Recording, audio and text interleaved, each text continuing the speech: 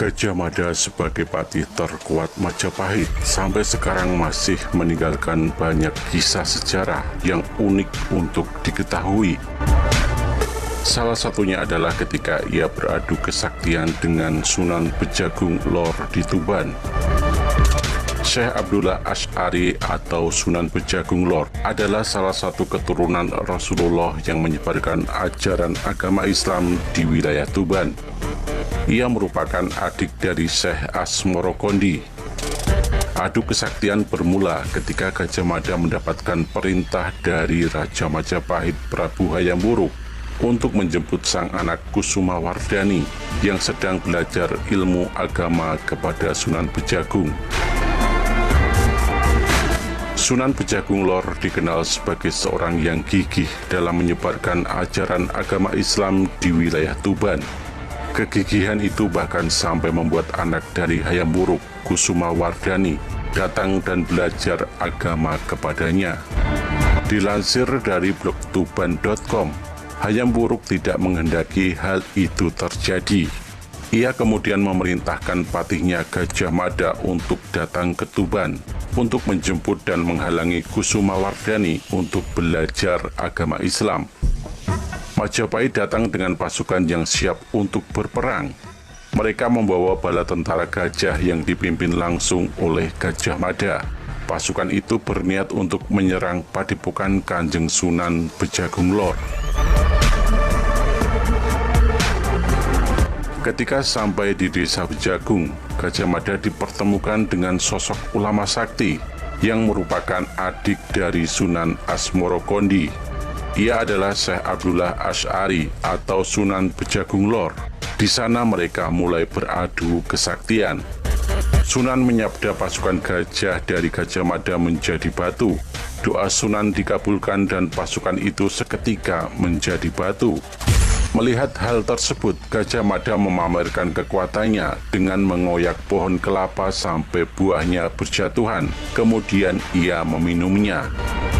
Tidak mau kalah, Sunan Bejagung justru melambaikan tangannya ke arah pohon kelapa, dan pohon tersebut seolah patuh dengan perintah Sunan. Batangnya melengkung mengikuti arah dari tangan Sunan. Gajah Mada menantang Sunan untuk mengambil ikan di laut dalam kondisi hidup. Gajah Mada dengan kesaktiannya mengambil ikan di laut, namun justru ikan-ikan tersebut mati. Sunan Bejagung tidak kalah hebat. Ia justru berhasil menjawab tantangan dari Gajah Mada. Hanya dengan bermodal daun waru dan timba, ia mampu mengambil ikan di laut dalam kondisi hidup. Menyadari kekalahannya, Gajah Mada kemudian kembali ke Majapahit dengan tidak membawa hasil.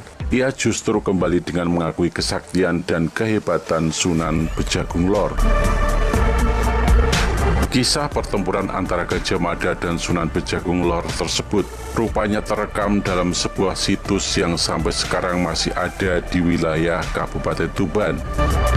Warga percaya bahwa batu yang memiliki bentuk seperti gajah tersebut merupakan gajah-gajah dari pasukan Majapahit yang kalah dalam adu kesaktian melawan Sunan Bejagung. Batu-batu tersebut kini sudah mulai tidak terawat dan dibiarkan begitu saja oleh warga setempat. Meskipun demikian, di sekitar lokasi warga masih memanfaatkannya sebagai lahan pertanian. Nama Sunan Bejagung agaknya terdengar asing bagi masyarakat di luar Kabupaten Tuban, Jawa Timur. Cerita mengenai sosoknya sedikit sekali dibahas dalam buku sejarah.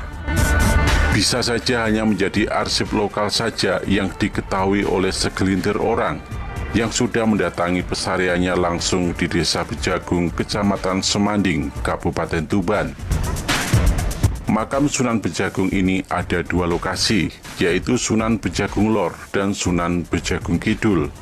Menurut keterangan juru kunci makam, Sunan Bejagung Lor ini memiliki nama asli Syed Abdullah Asy'ari bin Syed Jamaluddin Kubro, yang merupakan adik dari Syed Ibrahim Asmorokondi atau ayah dari Sunan Ampel.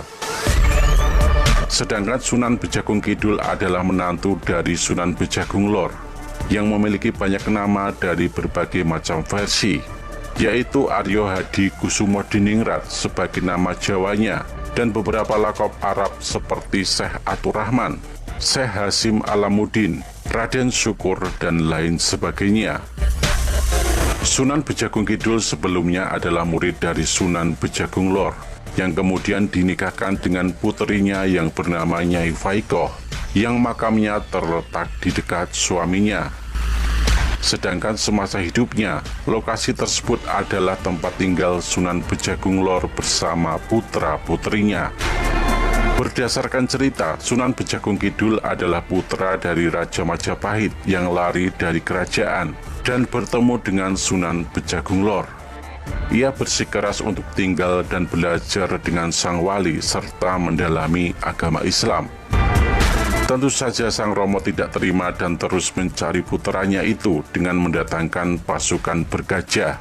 Akhirnya untuk mengelabui pasukan dari Majapahit tersebut, Sunan Bejagung Lor menggunakan ajian berupa pagar gaib yang diberi nama Siti Garit, sehingga yang mereka cari tidak akan bisa terlihat meskipun pada kenyataannya ada di hadapan mereka.